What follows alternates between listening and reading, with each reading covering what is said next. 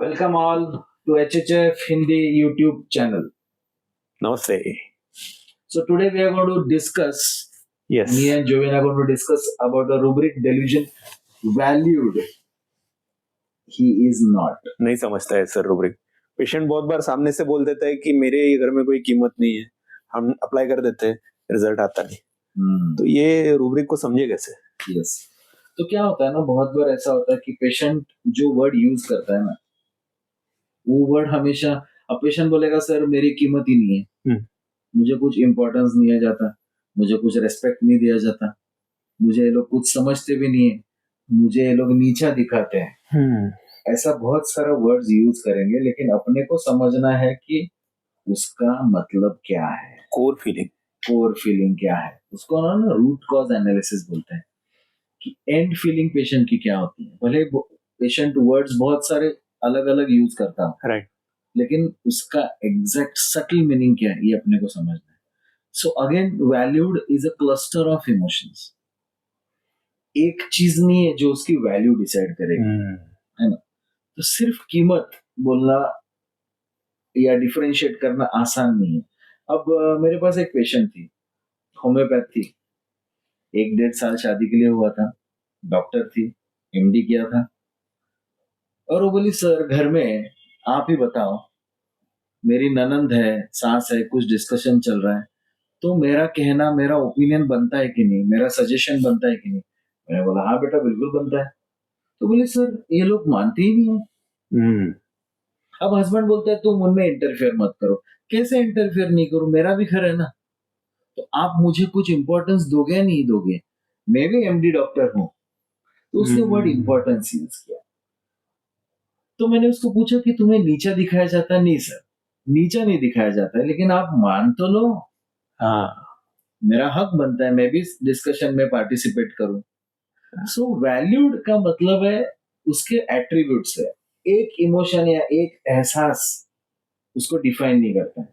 Valued में थोड़ा सा एक्नॉलेजमेंट होगा, थोड़ा सा रिस्पेक्ट होगा, थोड़ा सा एप्रिसिएशन होगा, थोड़ा सा इम्पोर्टेंस होगा, और थोड़ा सा एडमायरेशन होगा, जो उसको लगता है कि मैं डिजर्व करती हूँ. It will be deserving, befitting और एप्रोप्रिएट. क्या बात है. मुझे ज्यादा भी मत दो, जितना जरूरी है उतना तो दो. मैं भी घर की बहू हूँ, राइट, है ना. आप मुझे मानते ही नहीं हो. एक डेंटिस्ट आई थी मेरे पास, सीनियर थी काफी हद तक. बोले सर कितना साल, अभी सास और ससुर जी हमारे यहाँ रहने आए, तो वो मुझे बताते हैं कि ये तुमने ठीक नहीं किया, ये ऐसा नहीं है, वैसा नहीं है. तो मैं कहती हूँ कि यार मैंने आज ये किया है ना, तो वो सही गलत है आप मत करो ना, मैंने किया तो है. हाँ, सर मैं आज डॉक्टर हूँ, मैं आज इतने सीनियर पोजीशन पे हूँ, लेकिन ये लोग मानते ही नहीं. तो क्रिटिसिज्म या नॉट वैल्यूड कैसे समझोगे. वो बोले सर किचन तक बात नहीं है ना, मैं अगर उनको कुछ डाइट की सलाह देती हूँ, उनको कुछ ये सप्लीमेंट्स बोलती हूँ, तो मानती नहीं है. वो बोलते नहीं, हम हमारे डॉक्टर को पूछेंगे. मैं डॉक्टर नहीं हूँ, यस, और मैं कोई हार्ट की दवा नहीं दे रही हूँ, डाइटरी सप्लीमेंट है, बराबर है. दांत के बारे में मैं सलाह दे रही हूँ बराबर. कि आपको क्या क्या फूड खा सकते हो, क्या क्या नहीं खा सकते हो.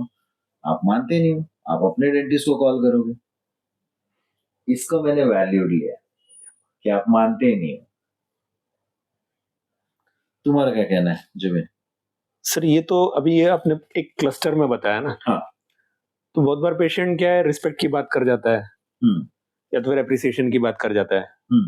तो सिर्फ वो रूब्रिक और इसमें कैसे डिफरेंशिएट करेंगे. हाँ, respected desires to be. Right. अभी जैसे वैल्यूड में है रेडियम ब्रोम, पॉलिस्टेरिनम और बेलिस्पेरिनिस स्पेगैरिकस, बराबर है. तो ये जो डॉक्टर थी एचएचएफएन थी कि मुझे मानते ही नहीं है, उसको मैंने रेडियम ब्रोम दिया.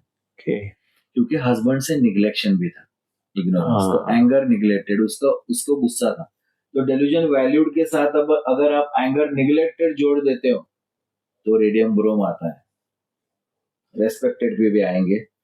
अगर उसको ऐसा लगता है कि मुझे ये लोग वैल्यू भी नहीं देते और मुझे नीचा समझते हैं और मेरा यूज करके फेंक देते हैं। ये जो खराब वाला फीलिंग है ना, गंदा वाला फीलिंग अगर वैल्यूड के साथ आता है तो पॉलिस्टर पॉलिस्ट्रेन याद रखना। यस, जैसे पॉलिस्टरम कपड़ा होता है ना, उसकी वैल्यू नहीं होती बराबर, against silk and cotton, correct, linen. Silk cotton linen top है, पॉलिस्टर को कीमत नहीं होती। राइट, उसको ऐसा लगता है मेरे को साला थोड़ा सा यूज करके फेंक देते हैं, तो यूज्ड एंड डिस्कार्डेड फीलिंग रहेगा वो। अगर आप not delusion valued is not के साथ कंबाइन करो तो पॉलिस्टर नहीं हो जाएगा। और एक रेमेडी ब्यूटीफुल है, वेलिस पेरिनिस पगेरिकस। तेरे को मालूम है छोटे छोटे फूल होते हैं, हाँ, आप डॉक्ट्रिन ऑफ सिग्नेचर कर लो, जब वो रास्ते पे गिरते हैं ना, अब रास्ते पे गिरेंगे तो क्या होगा, कुछ ले जाएंगे, लोग चलेंगे, हाँ, लोग उन पे पैर रखेंगे। एंड यू नो व्हाट जोविन, इनको आप पैरों से कुचल के आगे चले जाते हो ना, थोड़े टाइम ये फिर से खुद खिल जाते हैं, जमीन पे भी फिर से उमड़ जाते हैं। क्या बात है, गिरे हुए फूल।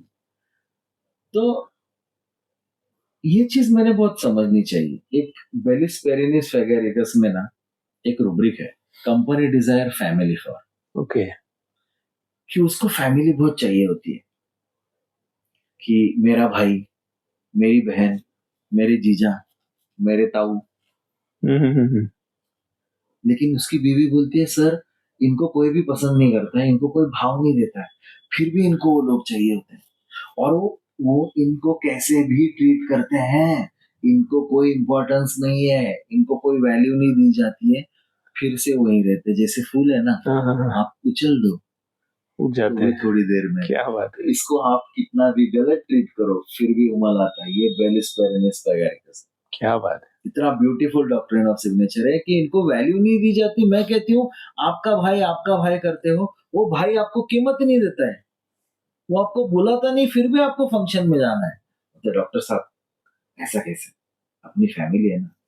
लेकिन वो आपको समझ लेने, हाँ डॉक्टर साहब वो मुझे वैल्यू नहीं देते, इस बात का दुख लगता है, पर फैमिली तो है, भाई तो भाई है, हाँ, भाई तो भाई है, उन्होंने ऐसा किया तो क्या हो गया। हाँ, ये बात।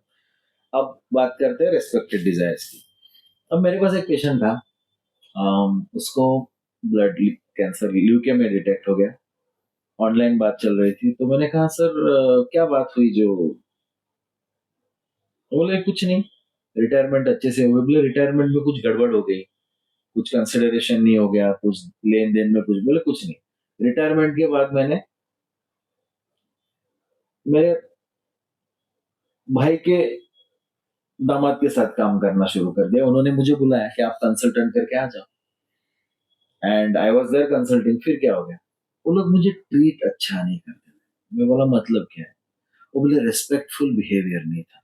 Okay, and I am a very senior consultant, very respected personality in my industry, and I didn't get the respect over there. For some time I thought, but then I left it. So मैंने कहा आपको इतना, बोले yes respect is very important to me, and I had been respected for so many years, so I couldn't tolerate. मैं ये चीज बर्दाश्त नहीं कर पाया कि आप मुझे रिस्पेक्ट से ट्रीट नहीं कर रहे हैं। एक रिस्पेक्ट को क्या कहते हैं, व्हाट वी कॉल, इज्जत, इज्जत से पेश आना। और मेरी इतने सालों से मेरी इंडस्ट्री में इतनी इज्जत है, और वो मेरे से इज्जत से पेश नहीं आते थे। मैंने थोड़े दिन तक साह फिर छोड़ दिया, उसको मैंने हिमेमेलिस दिया। हिमेमेलिस को लगता है कि मुझे रेस्पेक्ट मिलना चाहिए, आई डिजर्व, ही delusion, he ought to be respected, मुझे रेस्पेक्ट मिलना ही चाहिए। उसको ऐसा लगता है कि मैं ये डिजर्व करता हूँ, आई कमांड रेस्पेक्ट, और वो मुझे मिलना चाहिए। अब और एक डिफरेंशिएशन रहा, रेस्पेक्ट और appreciation, delusion appreciated, he is not। जैसे वैल्यूड क्लस्टर है ना बड़ा, जिसमें थोड़ा सा एप्रिसिएशन, थोड़ा सा एक्नॉलेजमेंट, थोड़ा सा रिस्पेक्ट, थोड़ा सा एडमिरेशन, इम्पोर्टेंस, थोड़ा सा एडमायरेशन, ये सब चाहिए। रेस्पेक्टेड समझ लिया, अब एप्रिसिएशन समझते हैं। एप्रिसिएशन में ना वो आदमी दिल से कुछ करता है, और उसके बाद वो एक्सपेक्ट करता है कि थोड़ा सा एप्रिसिएशन मिले। तो पेशेंट बोलेगा कैसे, पेशेंट बोलता है डॉक्टर साहब इतना करने के बावजूद आप मान तो लो मैंने किया है। ये लोग मानते भी नहीं है कि मैंने किया है और मुझे पूछते हैं कि तूने किया क्या है हमारे लिए आज तक। इनको क्या बताऊं मैंने क्या किया। सो दिस इज, आप मैंने इतना कुछ किया, आप मान तो लो। मुझे कोई बख्शिश हार वगैरह कुछ नहीं चाहिए, बराबर। आप एटलीस्ट मान लो कि मैंने ये किया, अपने लोगों के लिए किया। आप ये भी मान, this is delusion appreciated not। तो ये कैलकेरा सेल्फ में दिखेगा, सेपिया इतना डांस करेगी, इतना डांस करेगी और उसको इन लॉज वाले बोलेंगे, ससुराल वाले बोलेंगे कि तुमने किया क्या। This is delusion appreciated not। तो ये छोटी छोटी चीजें हैं। कोई भी रूब्रिक आपको समझना है, जैसे अपन ने ये समझा, तो उसका प्रिकर्सर रूब्रिक पहला और बाद वाला following rubric is very important. तो कोई भी रूब्रिक सिंगल मत समझो, उसका कॉन्टेक्स्ट उसके आने वाले पहले रूब्रिक से और बाद वाले रूब्रिक से भी, है ना। जैसे वैल्यूड के बाद मैंने एंगर निग्लेक्टेड लिया, निग्लेक्शन भी था, तब रेडियम ब्रोम आया, राइट। तो कॉम्बिनेशन होगा एक, तो उसमें से आपको कॉन्टेक्स्ट और उसका रेफरेंस अच्छे से समझ में आएगा। Okay, right. Is that clear Jovin? Great, yes. Yes. तो ऐसे मिलते रहेंगे, डिस्कस करते रहेंगे अपने HHF हिंदी यूट्यूब चैनल पे। Yes, please like, comment, share and subscribe and till we meet again. Until we meet again, signing off today, Dil Dosti Homeopathy. Thank you.